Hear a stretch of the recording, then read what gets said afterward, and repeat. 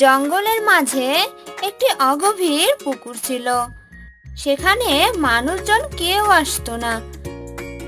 জঙ্গলের পশু পাখি সেখানে পানি পান করতে আসতো।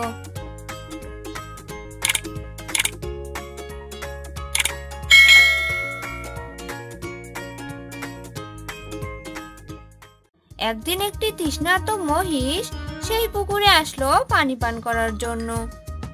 সে পানি পান করতেই যাবে, এমন সময় একটি সিংহ কোথা থেকে এসে বলল, তুমি আগে পানি পান করতে পারবে না, আমার ক্ষমতা বেশি, তাই আমি আগে পানি পান করব। তুমি যা ভাবছো তা ঠিক নয়। তোমার যেমন ধারালো দাঁত আছে, আমার শিং দুটিও তরবারির মতো ধারালো। তোমার শরীর এফর ওপর করে দিতে পারে।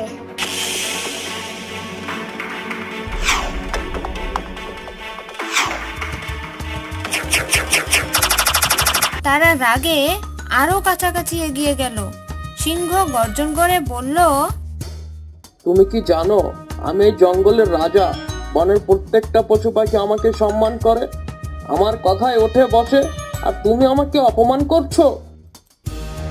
সম্মান পেতে হলে আগে অন্যকে সম্মান দিতে হয়।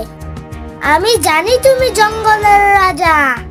সবাই তোমাকে ভয় করে, কিন্তু ভালোবাসে না।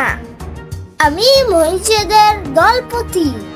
তারা যখন বিপদে পড়ে, আমি তাদের প্রাণপণে বাঁচানোর চেষ্টা করি।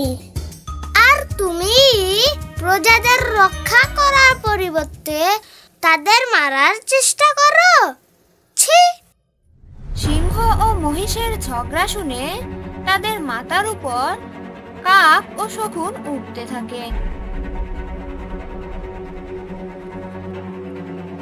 তারা বলে,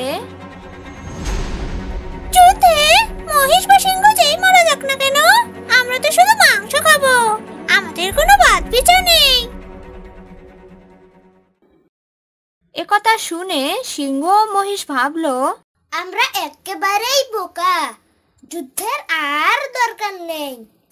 চলো বন্ধু, আমরা দুজনেই একসাথে পানি পান করি।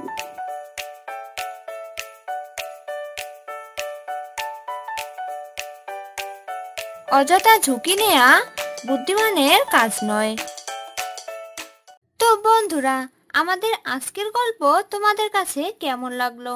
ভালো লাগলে লাইক, কমেন্ট আর শেয়ার করবেন।